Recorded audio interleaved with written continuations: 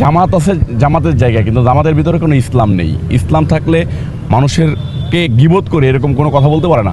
তারেক রহমান সাহেব আসবেন কি আসবেন না উনি কীভাবে জানেন? তারেক রহমান তো আসছেন, তাদেরকে জনগণ প্রত্যাখ্যান করেছে এবং তারা যে কটা আসন পাইছে সেগুলাও মনে করেন যে বিভিন্নভাবে মেকানিজমের মধ্য দিয়ে, যেটা আপনারা জানেন যে যেমন ধরেন এই যে নাহিদ ইসলাম, তারপরে হচ্ছে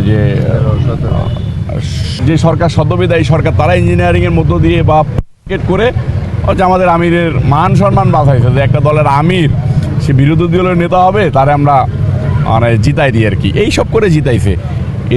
এদের মুখ দিয়ে শুধু এইরকম বাজে কথা, মানে মুখ দিয়ে গন্ধ বেরোনো কথা ছাড়া ভালো কোনো কথা আপনি পাবেন না। এটা বাংলাদেশের মানুষ জানে যে তারেক রহমান সাহেব একটা সুন্দর প্ল্যান নিয়ে আসছে এবং বাংলাদেশকে সুন্দর করে সাজাবে।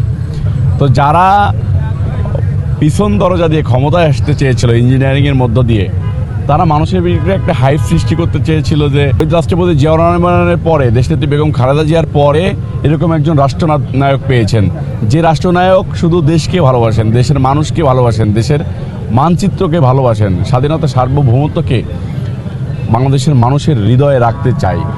এরকম একজন রাষ্ট্রনায়কের এরকম প্ল্যান বাংলাদেশের নাগরিক আমরা সাধারণ মানুষ হিসেবে আমাদের কাছে মনে হয় যে বাংলাদেশটাকে অনেক দূরে নিয়ে যাওয়া দরকার। আসামি গ্রেপ্তার হওয়ার পরে ওদের ওই দোকানটা বন্ধ হয়ে গিয়েছে।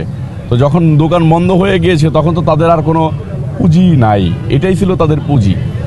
এখন নতুন কোনো পুঁজি করার জন্য চেষ্টা করবে যে কোনোভাবে কোনো কিছু করে নতুন কোনো আইটেম সামনে আনা যায় কিনা।